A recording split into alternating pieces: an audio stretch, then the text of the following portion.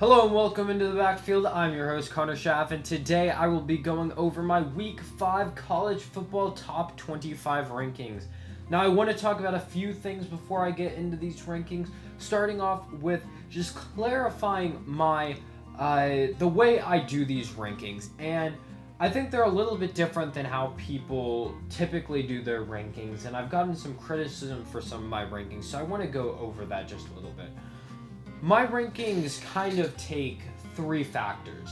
The first one is resume ranking, the second one is power ranking, and the third is who I just think is the better team.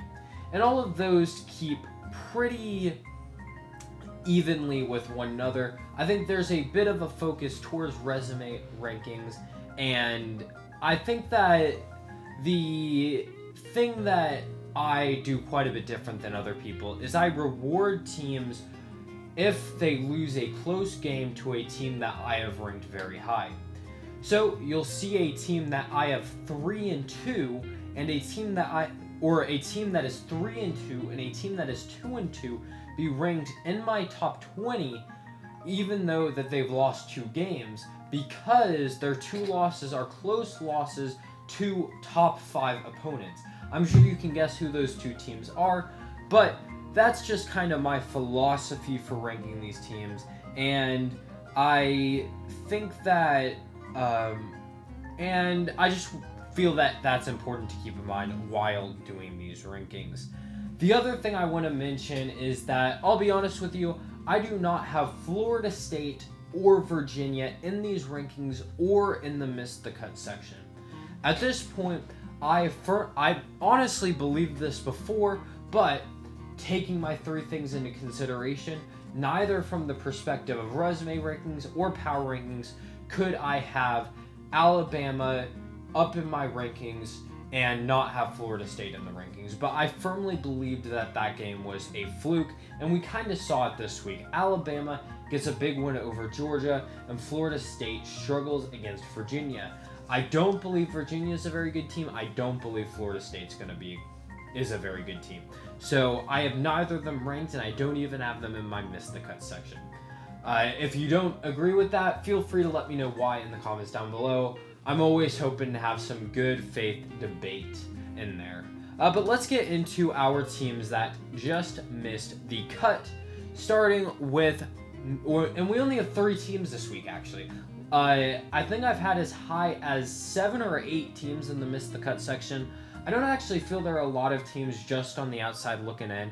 And let's go through these 3 teams, and they're actually all just undefeated teams. We'll start with Memphis. Memphis is a team I had ranked at 25 last week. I dropped them out of the rankings because their Arkansas win looks a little less impressive after Arkansas got absolutely crushed by Notre Dame this weekend. And I think that they're still a team very much in the hunt for a college football playoff berth, but I just don't think they have a better result than any of the teams I have in my top 25. BYU takes down Colorado. They're another team just on the outside looking in. They're undefeated, but they just don't have a signature win yet. I would argue that the Colorado win is even less impressive than the Arkansas win, just because I don't. Colorado lost to Houston. They've lost to Georgia Tech. That's not an awful loss, but I don't think that they have any good wins yet, so I do want to see a little more. That's kind of the same for this Maryland team. I feel like Maryland, they are undefeated. They're an undefeated Big Ten team, so that has to get considered. But their best win, I want to say, is Rutgers. They don't really have anything on the resume outside of that, so we just need to see a little more from them before we really take that next step with them. And next week they play Washington, and I think that'll really, really show us if this Maryland team is good or not. And I would lean towards probably not, but you have to give them the credit where they are due for still being undefeated at this point in the season while being in such a tough conference. But let's get into our 21 through 25 rankings, where I will start off with Nebraska, who has moved back into my rankings. They pretty much just flip-flopped places, 25 and 26, with Memphis. They had a 3-point loss to Michigan a couple weeks ago, and I think that's a pretty impressive loss to have. Michigan is obviously a very good team, and Nebraska almost beat this team. I think that, and this gets into my point that I value losing to good teams if you keep it close. And I think that's okay. You shouldn't be punished for playing good games or playing good teams. And I think that's a clear case with this Nebraska team. This Nebraska team is clearly good. They also have a win over Cincinnati that's looking a little better now. Cincinnati beat Kansas over the week. I actually have Cincinnati ranked in my top 40 right now. So that Cincinnati win is starting to look a little better too. So that's why I have them ranked at 25. 24, I have USF. They don't move up or down. They didn't play this week. But I think that they are currently the favorite out of the group of 5 to make the playoffs. They obviously have 2 very good wins. Georgia Tech, they really struggled against Wake Forest this week. I'm a little bit disappointed with Georgia Tech's performance. Obviously, the Clemson win doesn't look anywhere near as impressive as it once did. So they are a team struggling for a signature win at the moment. But they do have 3 wins now over Power 4 opponents. So you do have to give them that credit where it's due. But I haven't been incredibly impressed with their performances in the last couple of weeks, to be honest. They've kind of just started to drop further and further down my rankings, when at one point I had them in my top 10 right after they beat Clemson. Now, Iowa State's a team that I am much lower on than the AP poll has, and that's really for the exact same reason as Georgia Tech, where they just don't have a great win. This Iowa win is looking decent. They beat Iowa in a pretty similar manner to Indiana beating Iowa. Iowa's the team that I think is a top 50 team, but you look at, they barely beat a bad Kansas State team. And they do get the job done against Arizona, which I'd actually argue is their most impressive performance so far this season, blowing out a prior undefeated Arizona team. And that's why I still have them at 22. But I don't really think it's fair to move them much higher until they play a better team. Now, they do play Cincinnati, who I think is a fairly difficult team this next week. But really, it'll get interesting down the stretch of their season, where they play BYU, Arizona State, and TCU in back-to-back weeks. I think that'll really tell us if this Iowa State team is any good or not. Arizona State moves back into the rankings after a couple-week absence. They beat TCU this week, and I just think that this Mississippi State loss is starting to look less and less bad of a loss. I think Mississippi State is a very good team. We'll talk about them a little more later down the line in this video. But I think when you have a win over a good TCU team, a win over a good Baylor team, that bodes well for your resume. So I think 21 is a good placement for them. We move to 16 through 20, though, where, why don't we state the obvious? Auburn and Notre Dame are 16 to 17 for me, and this is the reason why. It is a bit of a spoiler, but I have Miami, Oklahoma, and Texas A&M all in my top 5 at the moment. And Auburn lost by less than a score to both Texas A&M and Oklahoma on the road, and you could argue that they did not deserve to lose to Oklahoma because of a botched refereeing decision. Now, I do still think they probably would have lost that game, but you definitely have to take it into consideration that this Auburn team almost beat Oklahoma if it weren't for a refereeing decision, and they kept it within 6 points versus a very good Texas A&M team. Now, Notre Dame, the only reason why I have them one spot lower is because they played Texas A&M at home and lost that game, even though it was by 1 point, and they also only lost by 3 points to what I think is a very, very good Miami team. And that's just, I believe that these two teams are very good teams, and I will stand by that. And if I think two teams are good, I will put them in my rankings. Then at 18-19, we have the two lower tier undefeated SEC teams. And realistically, these two teams just haven't played too much great competition yet. Missouri's played Kansas. Missouri has played South Carolina. So has Vanderbilt. I think that Missouri's win over South Carolina is quite a bit more impressive because Lenora Sellers was healthy. And then Vanderbilt, they have a win also over South Carolina, but a South Carolina without a healthy Lenora Sellers, who got injured during that game. They also have a win over Virginia Tech. That's not really too impressive of a win, though. It's starting to look a little better now that you could have the total, the ridiculous pyramid where you can say that because, because Virginia beat Florida State and NC State beat Virginia and Virginia Tech beat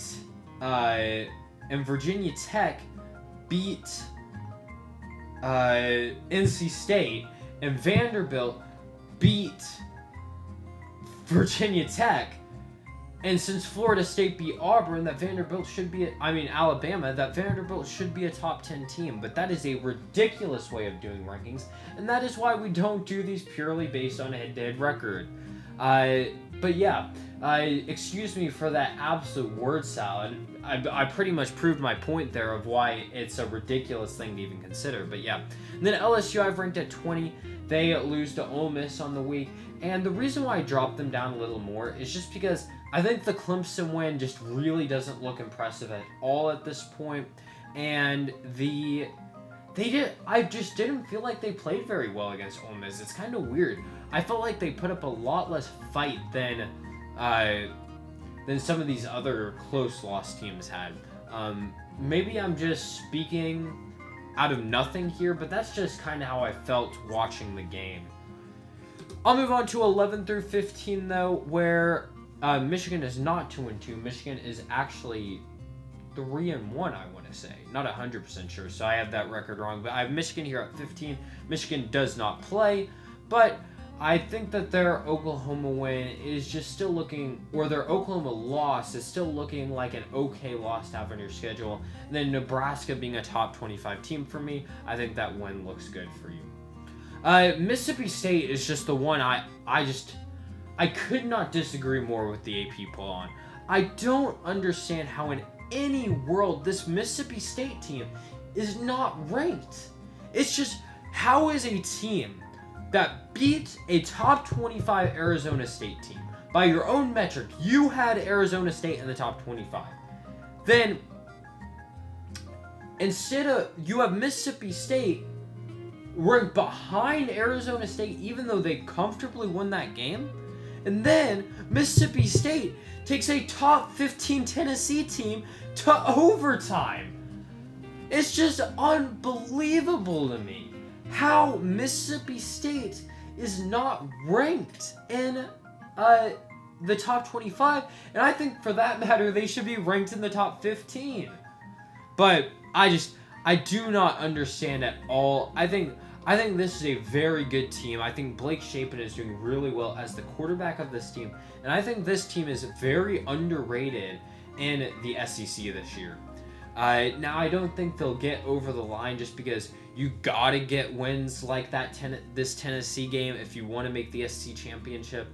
But at this point, they do have a compelling reason to be ranked, and I really just don't understand why they're not. Now, I think they'll probably end up falling down the rankings because they play Texas, they play Georgia, they play Missouri, and they play Ole Miss. They do get, I want to say they get 3 of these games at home. Yes, so they get 3 of these 4 games at home. Unfortunately, I think the Missouri game is the one you would want at home the most, and that one's away. So I wouldn't be surprised if they lose all 4 of those games. Oh, and they play Texas A&M. Didn't even realize that. So that'll be an exciting game next week against Texas A&M. But yeah, I think it's incredibly unfair to not have this Mississippi State team ranked. Indiana, I actually, after which game? After Illinois beat USC, I actually moved Indiana up into my top 10. But then after how much they struggled against Iowa, I moved them back down to 13. I honestly think this is a pretty fair ranking for them. I'm starting to think that Illinois just chose to not show up against Indiana, but I think 13 is a good placement for them.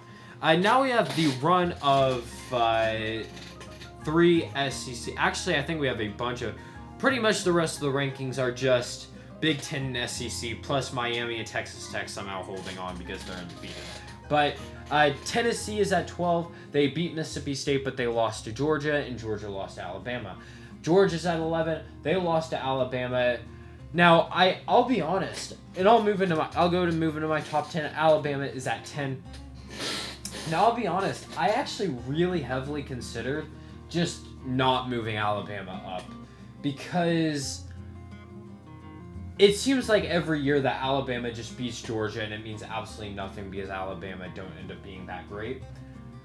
I just think this team is overall looked at. They've shown so much improvement since the Florida State game, and I think recency bias is a bit of an important factor in college football rankings. I know it's ridiculous too, but I feel like you have to have a bit of recency bias in the rankings, and I think the progression they've shown has been quite good.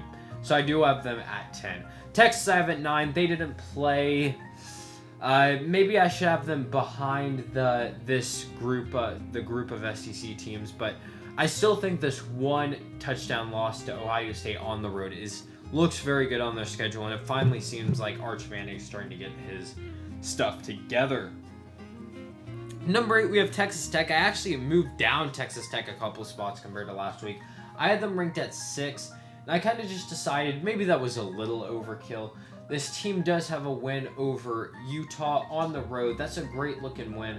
But with my top 25, they don't actually have a ranked win against another top 25 team.